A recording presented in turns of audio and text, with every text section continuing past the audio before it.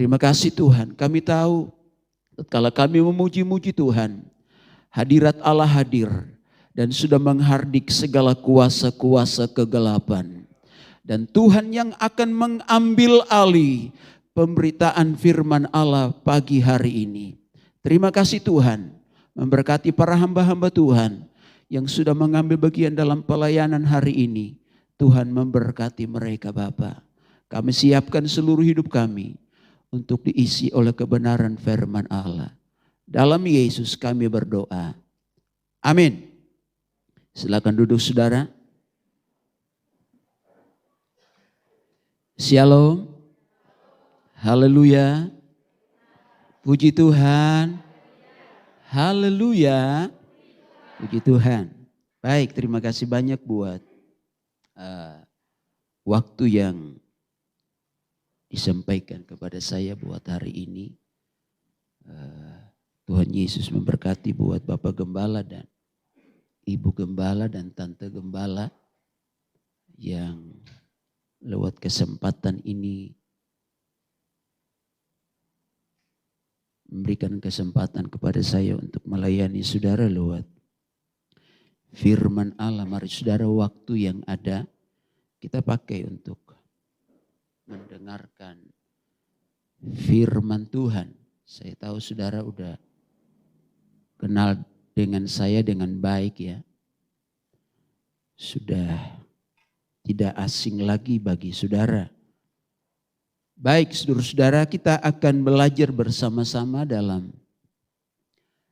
satu ayat yang akan kita baca di dalam kitab Mazmur.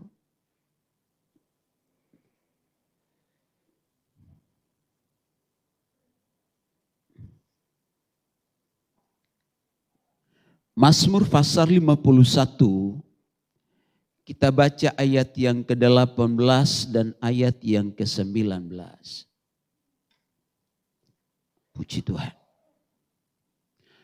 Mazmur 51 ayat yang ke-18 dan ayat yang ke-19.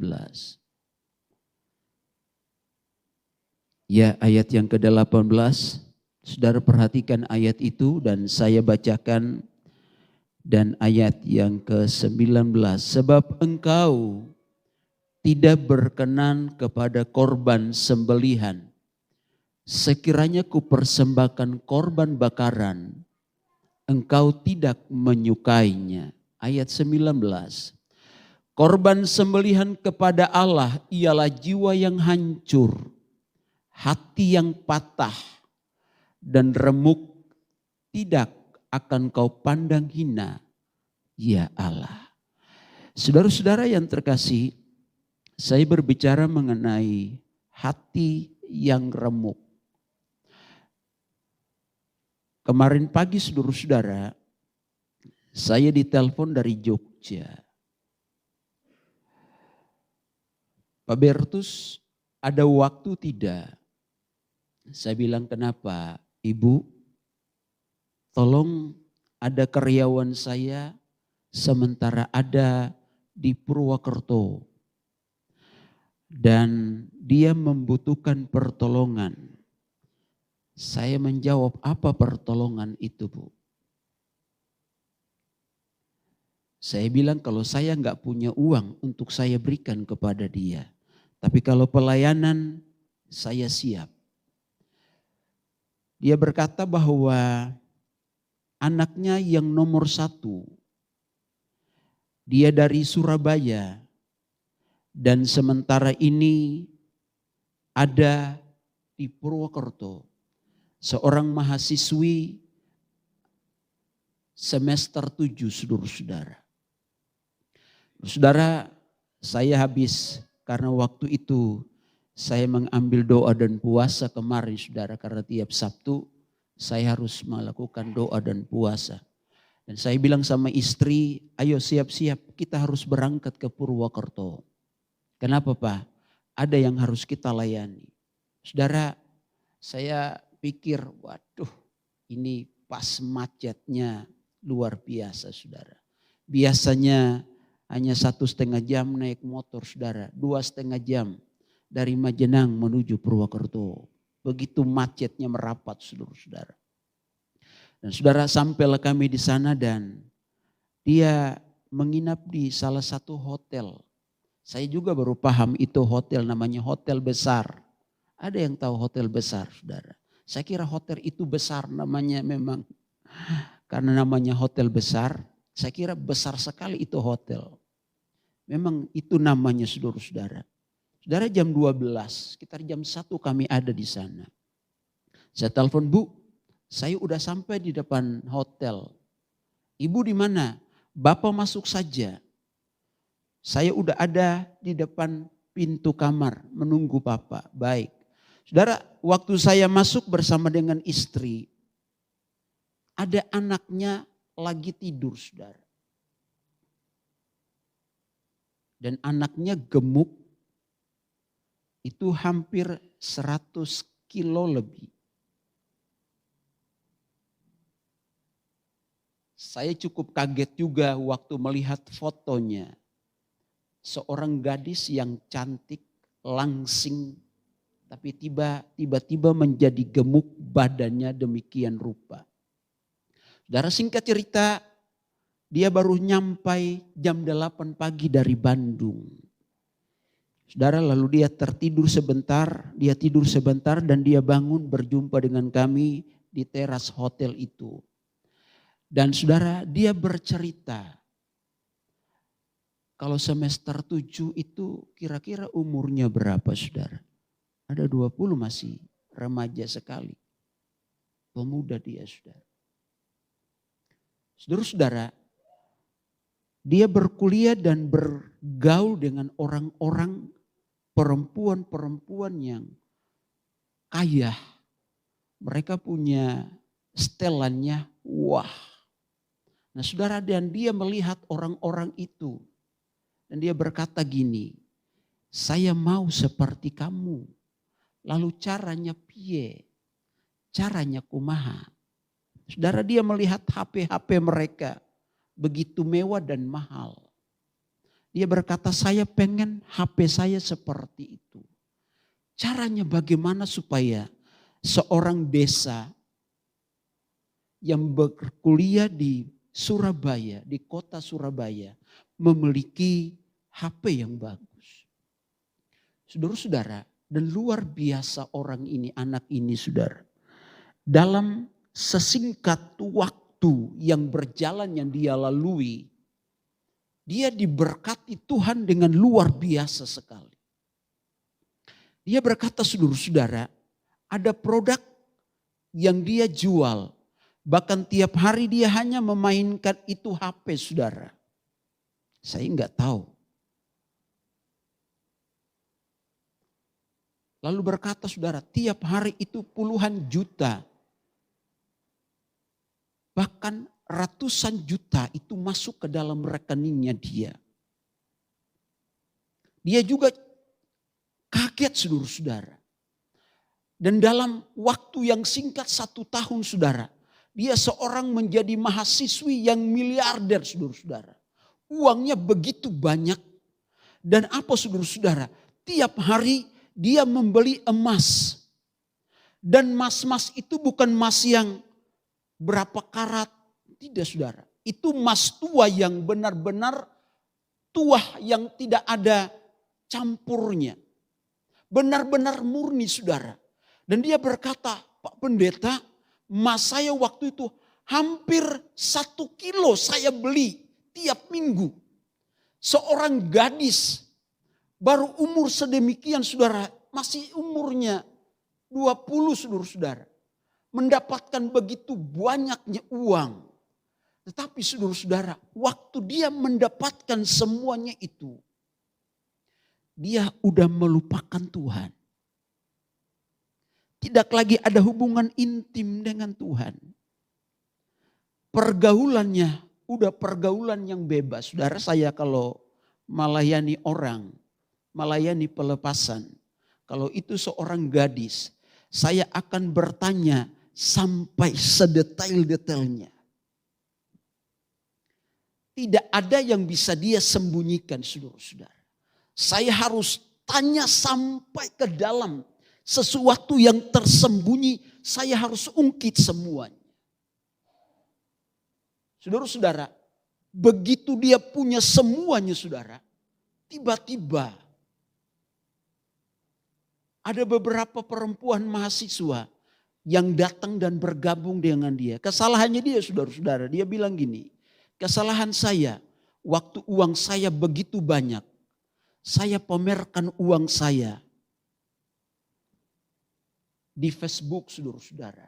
Dia taruh dan banyak teman-temannya melihat, wih kamu pasang susuk di mana? Kamu cari dukun di mana?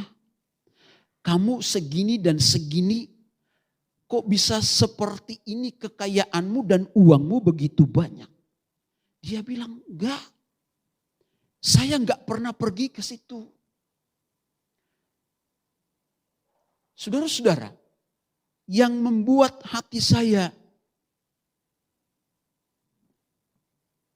begitu sedih. Kekayaan yang banyak, tapi dalam waktu sekejap semuanya hilang dan sirna saudara. Saudara tahu, dia disantet, dia diguna-guna, bahkan saudara-saudara dia dibuat sampai dia melupakan, gak ngerti kekayaan, uang, harta yang dia miliki. Kalau dia keluarkan dia gak paham saudara-saudara. Baru beberapa bulan yang lalu, emas tua yang hampir 1 kilogram itu saudara, dia gadaikan. Saudara, dia gadaikan itu emas, dia gak sadar. Gak sadar saudara-saudara. Sadarnya baru kemarin, waktu saya layani dia saudara.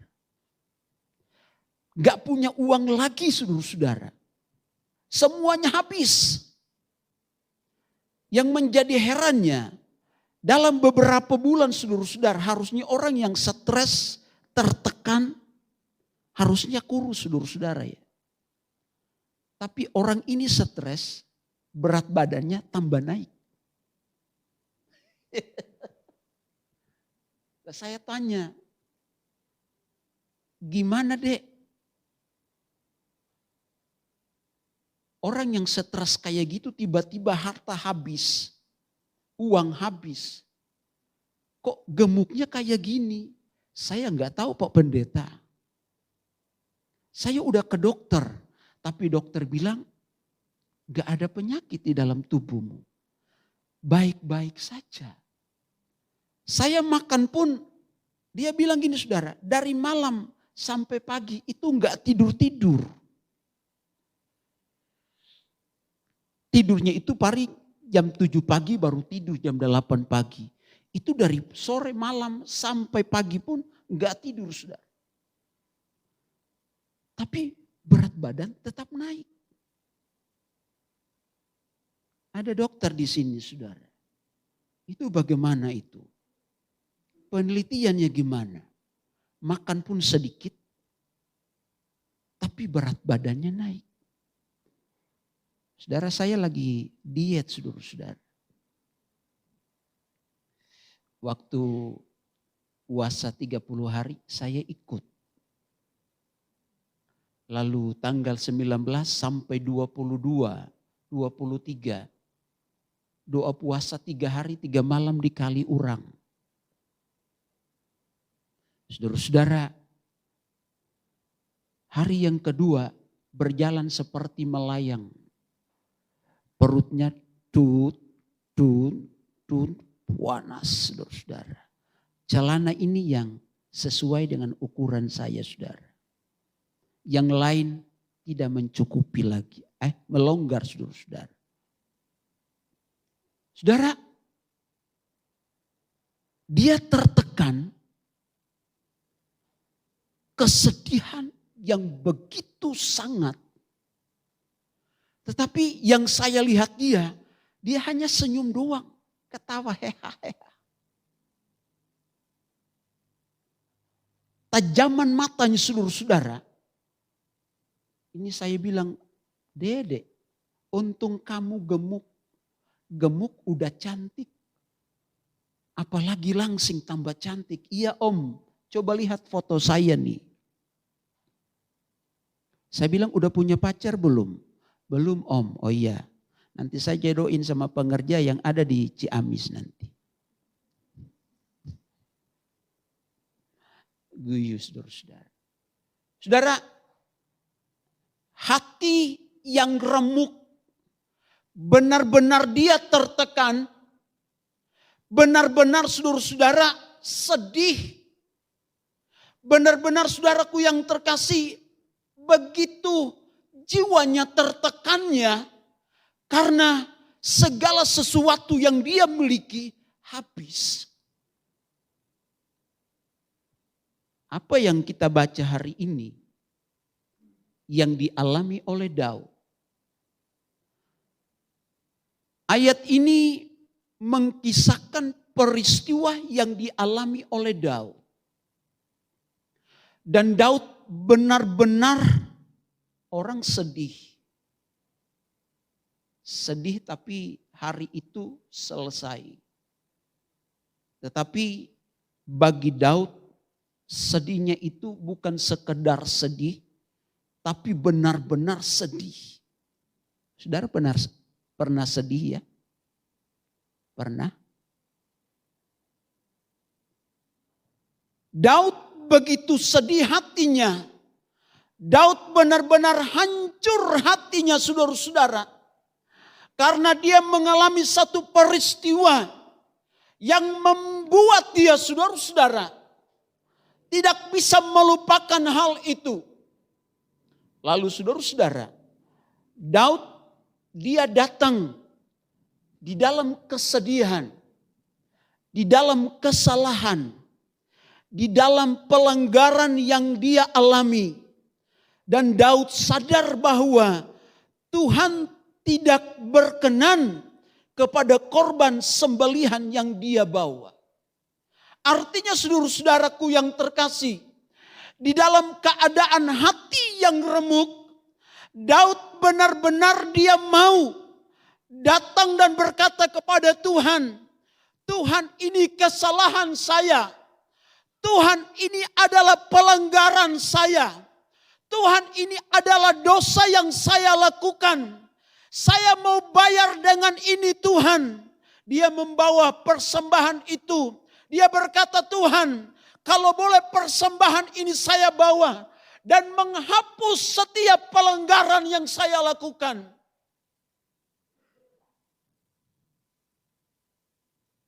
Tapi saudara-saudara yang kekasih, Tuhan bilang, enggak, saya enggak mau. Saya enggak mau menerima persembahanmu Daud. Saudara-saudara, Daud berkata lagi, kalau begitu Tuhan, bagaimana caranya? Daud mencari celah saudara-saudara, supaya Tuhan itu berkenan kepada dia. Daud mencari kesempatan, saudara-saudaraku yang kekasih, supaya korban persembahan yang dia bawa itu benar-benar diterima oleh Tuhan. Bahkan di hadapan Tuhan pun Tuhan menerima itu dengan baik. Tapi Tuhan bilang saudara-saudara, enggak Daud. Walaupun berapapun engkau bawa persembahan itu kepadaku, saya tidak akan menerima persembahan itu. Saudara, kalau saudara baca ayat ini dan saudara melihat, sepertinya Daud ini dia mau sogok Tuhan. Dia mau bayar Tuhan. Coba saudara baca ayat yang ke bagian B saudara-saudara ya. Coba ayat yang 18 bagian B.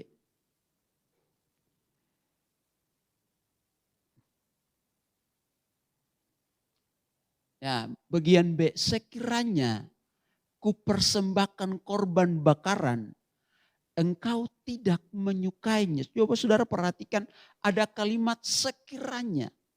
Saudara-saudara, sekiranya itu dalam bahasa Alkitab sehari-hari mencatat seandainya. Saudara, Daud sementara tawar-menawar dengan Tuhan. Tuhan, seandainya seperti ini. Tuhan, seandainya seperti ini, Tuhan mau tidak? Tuhan, seandainya seperti ini, Tuhan mau tidak? Padahal Daud udah mengerti bahwa Tuhan tidak akan pernah menerima pemberian dia, saudara-saudara.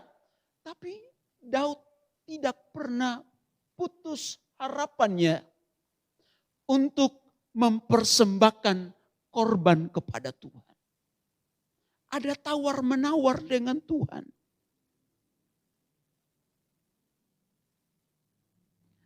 Kalau boleh Tuhan. Kalau boleh Tuhan. Tapi Tuhan bilang enggak. Saudara-saudara yang terkasih. Lalu kalau Tuhan sudah bilang enggak kepada Daud. Lalu Daud berkata, ya sudah Tuhan. Lah kalau Tuhan sudah enggak menerima persembahanku, ya udah. Ya udah Tuhan. Daud enggak ngomong kayak gitu.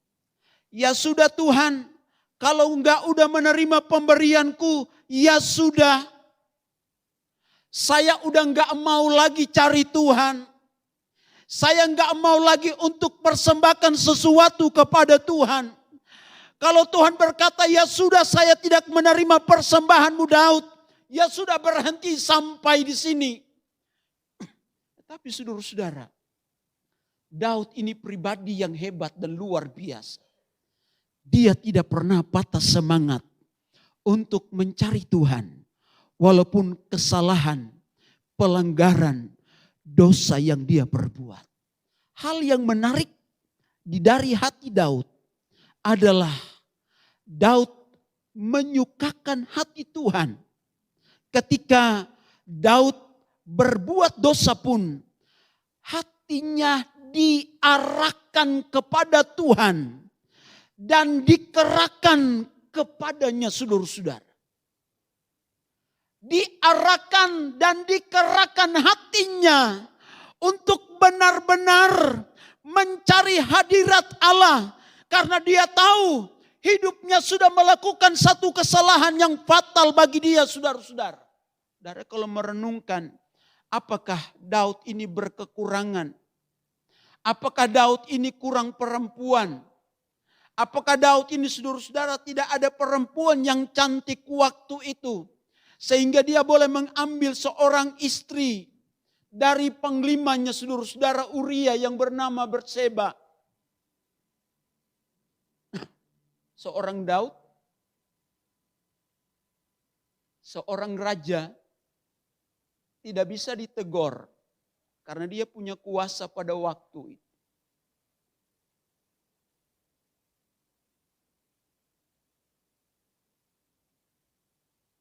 Tidak bisa. Tapi saudara, Daud belajar untuk fokus kepada Tuhan. Banyak gereja, banyak anak-anak Tuhan, waktu mengalami sesuatu tekanan di dalam dirinya, dia hanya fokus kepada tekanan itu saudara-saudara. Dan tidak fokus kepada Tuhan. Banyak anak-anak Tuhan, banyak saudara-saudara suami-suami, banyak istri-istri, banyak anak-anak muda dan remaja-remaja. Waktu menghadapi tekanan, waktu menghadapi persoalan, waktu mengalami saudara-saudara yang kekasih, hati yang sedih, jiwa yang hancur, dia fokus kepada permasalahan yang dia hadapi. Dan dia tidak pernah fokus kepada Tuhan. Sehingga itu menekan dirinya, menekan jiwanya, menekan pribadinya. Sehingga saudara-saudaraku yang terkasih tidak mengalami Tuhan seutuhnya di dalam hidupnya. Saudara, seperti anak yang tadi, dia udah gak fokus sama Tuhan. Saya lanjut saudara-saudara. Lalu saya tanya kepada dia, saya mau doakan kamu. Tapi kamu harus jujur sama Tuhan. Jujur kepada orang tuamu. Dan jujur juga kepada saya sebagai hamba Tuhan. Pertanyaan yang sensitif, yang mendalam.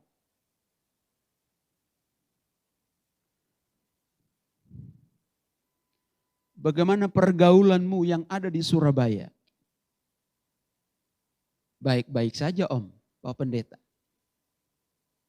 Maksud pergaulannya gimana? Ya namanya mahasiswa dan mahasiswi. Biasa bergaul. Pergaulan-pergaulan bebas yang ada di sana. Mulai terdiam saudara-saudara. Lalu mulai ada tetesan air yang keluar dari matanya. Iya, Pak Pendeta. Saya punya pacar yang kedua.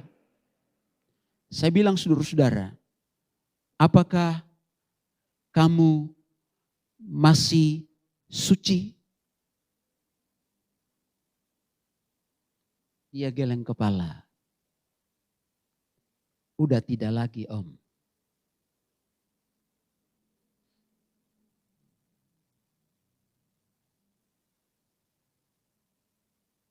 Dia menangis saudara-saudara. Tetapi saya berkata, apakah itu berulang-ulang kali kamu lakukan? Iya, saya berulang-ulang kali saya perbuat. Apakah kamu sadar bahwa itu salah? Saya sadar. Tetapi tidak ada kata untuk kapok kepada saya. Perbuat terus saudara-saudara.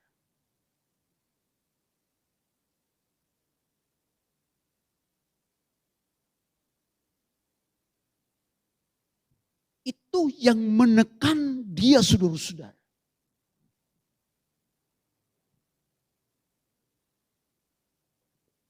Besok hari ini jam 12 dia akan ke Majenang. Kemarin saudara-saudara pelayanan sampai jam 4 sore dan saya bilang kalau ada kolam renang yang masih buka, saya akan baptis kamu di sini. Tapi karena kolam renang udah tutup saudara-saudara, hari ini diantar mamanya ke rumah saya saudara-saudara. Dan besok pagi dia akan dibaptis saudara-saudara. Menyerahkan diri sepenuhnya kepada Tuhan, dibaptis.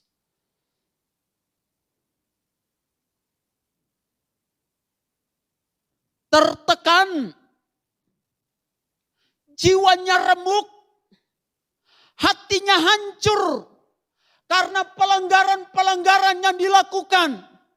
Dan saudara-saudara, Daud juga mengalami hal yang sama. Ada tekanan batin yang begitu sangat. Ada kesedihan yang begitu luar biasa. Ada kesalahan-kesalahan yang menekan jiwanya. Sehingga saudara-saudara jiwanya begitu tertekan. Tapi saudara, Daud tidak pernah fokus kepada kesalahan itu saudara-saudara. Tetapi dia fokus kepada Tuhan yang mampu untuk memulihkan segala kesalahan saya dan saudara. Dia mampu untuk memulihkan itu saudara. Saudara waktu Daud datang, Yonatan datang untuk menegur Daud. Ditegur. Yang heran ya saudara-saudara, dia manut. Iya Bapak, saya salah. Iya Bapak, saya salah. Seharusnya sebagai raja, dia harus ngamuk. Dia harus menangkap imam saudara nabi itu atau Natan lalu dilemparkan ke dalam penjara. Bisa saja. Tetapi saudara, Daud tidak fokus kepada pelanggaran yang dia alami. Daud tidak fokus kepada kejahatan yang dia lakukan. Daud tidak fokus kepada dosa yang dia perbuat. Tapi Daud dia fokus kepada Tuhan. Karena dia tahu hanya Tuhan yang mampu untuk memulihkan keadaannya. Ditegur, malah dia mengaku. Iya Pak Yonatan, Pak Nathan, saya salah.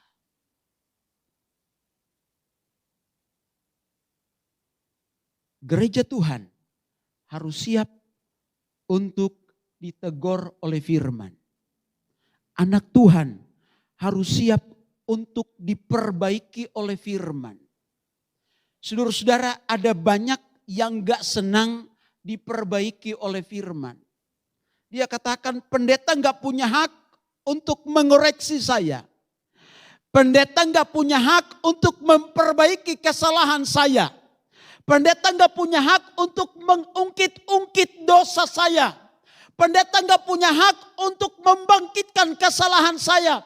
Pendeta gak punya hak. Lalu saya ngomong, terus maunya gimana? Kalau gak dengar firman, gak taat kepada firman, terus maunya piye? Maunya gimana? Siapa yang akan mau memperbaiki kesalahanmu? Siapa yang mau menegur kamu? Bukankah seorang hamba Tuhan itu adalah lidahnya Tuhan? Bukankah seorang hamba Tuhan itu adalah suaranya Tuhan untuk mengenalkan kebenaran Tuhan?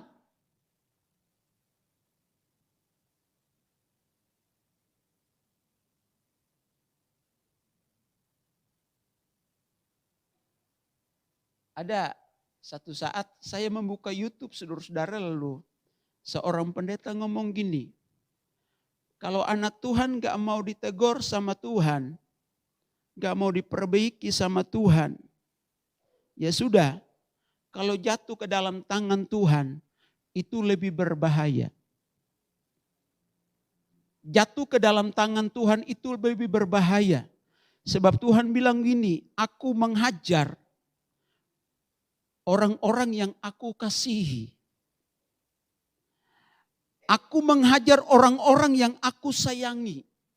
Berarti saudara-saudara kalau jatuh ke dalam tangan Tuhan, memang itu menderita, sakit.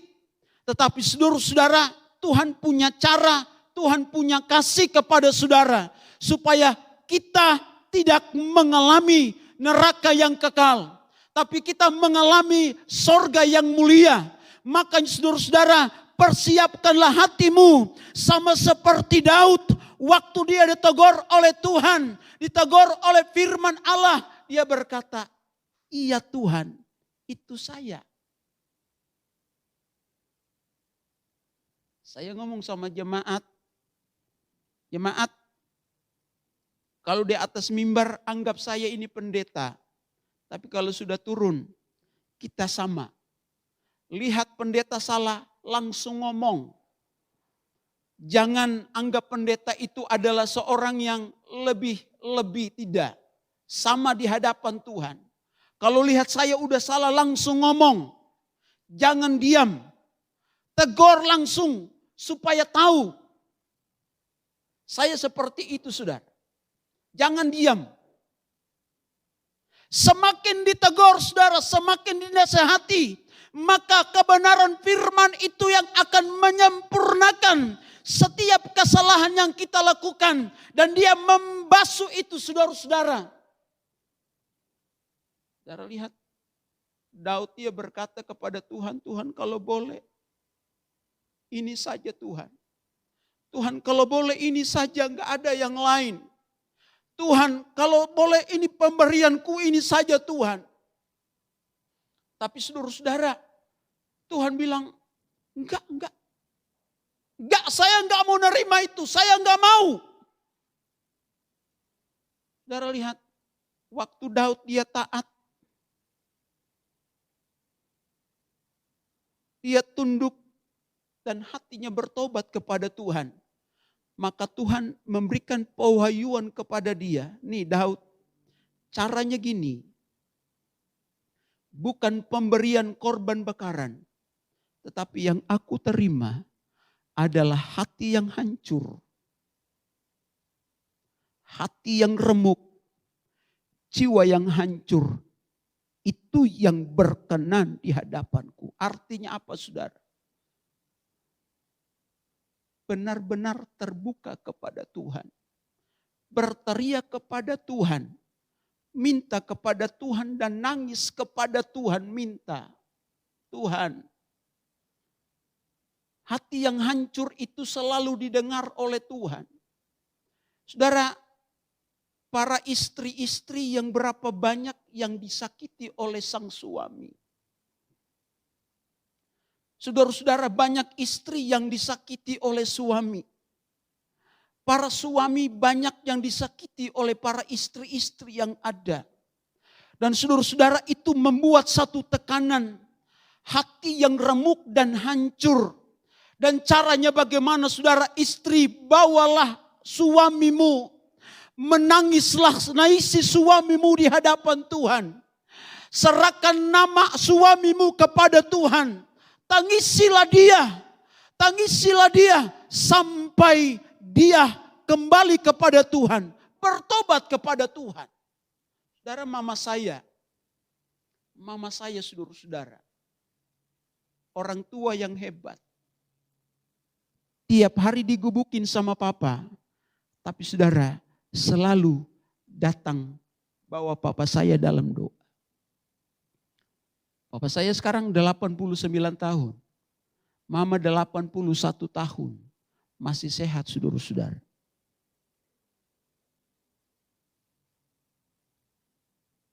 Bertahun-tahun dihajar oleh papa, saudara.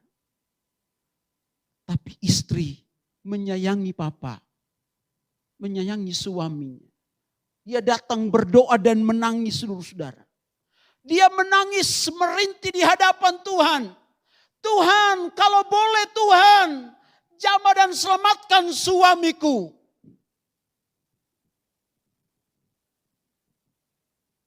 Menghadapi anak-anak, tangisilah anak-anakmu. Hanya lewat doa kepada Tuhan. Ada jawaban hati yang hancur. Didengar dan itu berkenan di hadapan Tuhan. Tangisi suamimu, tangisi istrimu, tangisi anak-anakmu. Jangan sampai mereka terjerumus di dalam kebinasaan. Tetapi saudara, kuncinya ada di dalam tangan saudara. Fokuslah kepada Tuhan. Jangan fokus kepada masalah yang kita hadapi. Waktu kita fokus kepada Tuhan, maka Tuhan yang akan turun tangan. Dan mujizat pasti akan terjadi dalam hidup saya dan saudara.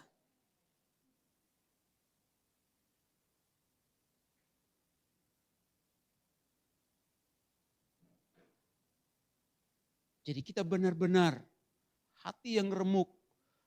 Bukan, saudara-saudara, hanya sekedar remuk begitu saja. Tetapi kita datang menangis. Membawa orang-orang yang kita kasihi kepada Tuhan. Berapa banyak saudara-saudara yang saudara suka berdoa kepada Tuhan. Saudara membawa jiwa-jiwa doa saudara kepada Dia, kepada Tuhan. Saudara tangisi. Saudara, ada seorang suami yang menyakiti istrinya, saudara-saudara. Melantarkan anak-anaknya. Sampai hari ini. Dia menganggap itu biasa-biasa saja.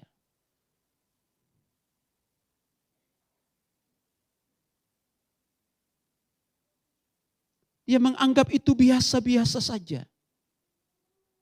Ke gereja iya ke gereja. Doa iya doa, saudara-saudara. Tapi saudara-saudara yang terkasih, apakah itu berkenan di hadapan Tuhan? Waktu engkau datang di hadapan Tuhan.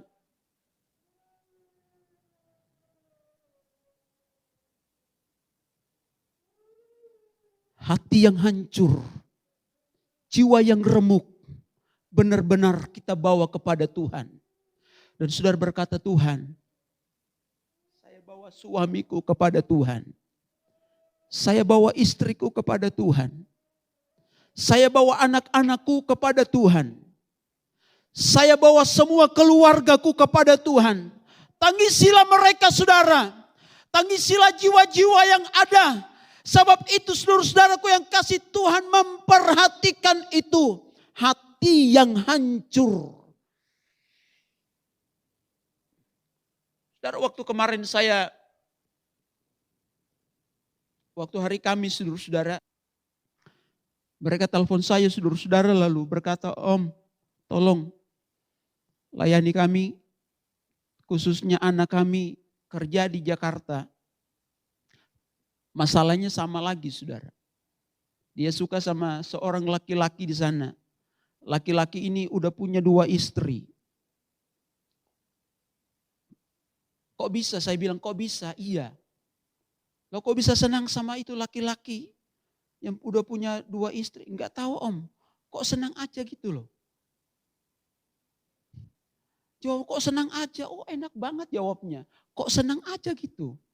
Sampai saudara perempuan ini ngomong, saya bermimpi satu saat saya jadi sama kamu, nikah sama kamu. Wow. Saudara, dari jam 2 sore saudara-saudara sampai jam 9 malam kami melayani mereka saudara. Terbebas juga.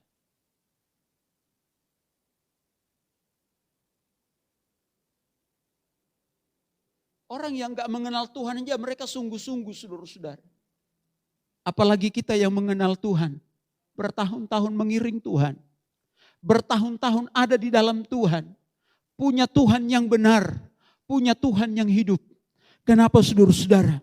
Kita tidak membutuhkan Tuhan dan kita tidak fokus kepada Tuhan. Waktu hati yang remuk. Jangan saudara-saudara yang kasih fokus kepada hati yang gak apa masalah itu saudara. Tapi bawalah hatimu kepada Tuhan. Arahkanlah hatimu kepada Tuhan. Dan kerahkanlah kekuatan hatimu kepada Dia. Sebab Dia mampu untuk mengerjakan yang manusia tidak mampu untuk perbuat kepada saudara. Tuhan mampu mengerjakan itu saudara. Jadi mari saudara yang terkasih. Daud sampai mengerahkan kekuatannya. Saudara-saudara, sampai Tuhan memulihkan kehidupan Daud. Lalu Tuhan berkata kepada Daud, saudara, kesalahanmu sudah tidak aku perhitungkan. Tapi engkau menjadi seorang Daud yang berkenan di hadapanku. Engkau menjadi Daud yang berkenan di hadapanku. Karena aku bangga kepada kamu. Saudara pernah ikut pria sejati dan wanita bijak? Pastilah orang jemaat-jemaat Ciamis banyak yang ikut. Ya. Waktu dulu Om Petrus masih ada, saya lihat banyak ada yang ikut saudara. Ada yang tidak tersembunyi sama sekali. Wanita bijak buka semua. Ya. Semua kesalahannya dibuka semua di depan umum. Bapak-bapak pun demikian, buka semua. Sampai nangis-nangis saudara-saudara. Ini keluar, ini pun juga keluar saudara-saudara. Nangis-nangis membuka semua. Tapi bagus juga saudara-saudara. Luar biasa. Saudara, mari lewat firman Allah yang ayat yang kita baca yang sederhana ini. Boleh membawa kita. Biar kita terus ada di dalam Tuhan. Membawa segala sesuatu yang menekan diri kita. Artinya tidak fokus kepada tekanan itu. Tapi kita fokus kepada Tuhan. Yang mampu untuk menyelesaikan segala sesuatu. Sampai tuntas di dalam hidup saya dan saudara. Kalau dia perbuat sampai tuntas, tidak ada setengahnya. Ini orang gadis, perempuan ini saudara-saudara yang saya layani kemarin. Waktu selesai dipulihkan Tuhan. Saudara tahu, orang ini cantik, tapi hampir berminggu-minggu enggak mau mandi. Iya, dia bilang saudara-saudara. Lah terus,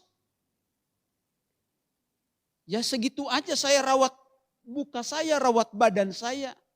Pokoknya namanya perempuan, saudara tahu sendiri, walaupun enggak mandi yang penting semprot sana, semprot sini, wangi-wangi, selesai.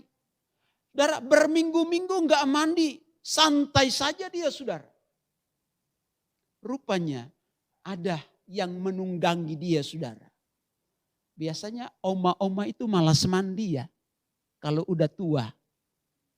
Iya tah?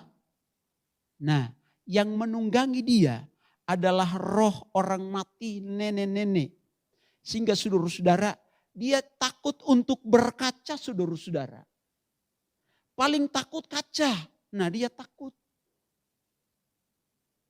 Tapi saudara, kemarin dipulihkan Tuhan. Dia melihat, wih, saya cantik ya om. Ya siapa bilang kamu jelek? Dituntaskan Tuhan sampai sempurna. Maka saudara-saudara serahkan itu dan berteriak kepada Tuhan. Tuhan, inilah saya Tuhan.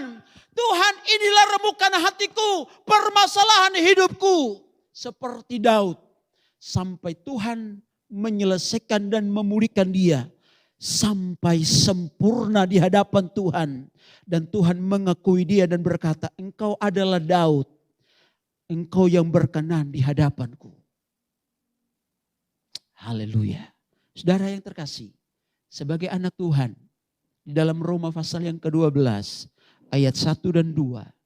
Sebagai umat-umat perjanjian Tuhan, Tuhan gak minta yang banyak-banyak. Tuhan minta hidup saudara dan saya. Tuhan minta diri saya dan saudara. Persembahkanlah itu saudara. Amin. Persembahkan itu. Kita baca ayat ini bersama-sama sambil bangkit berdiri. Dan pemusik maju ke depan. Kita baca ayat yang pertama dan ayat yang kedua. Baca ayat itu dengan keras, saudara. 2, 3. Karena itu, saudara-saudara, dengan kemurahan Allah, aku menasihatkan kamu supaya kamu mempersembahkan tubuhmu sebagai persembahan yang hidup, yang kudus, dan yang berkenan kepada Allah. Itu adalah ibadahmu yang sejati. Yang kedua, janganlah kamu menjadi serupa dengan dunia ini, tetapi berubahlah oleh pembaharuan budimu, sehingga kamu dapat membedakan manakah kehendak Allah, apa yang baik, yang berkenan kepada Allah, dan yang sempurna. Jadi Tuhan minta saudara-saudara, diri saya dan saudara, kalau udah serahkan sama Tuhan, serahkan dengan sepenuh hati kepada Dia. Persembahkanlah kepada Tuhan.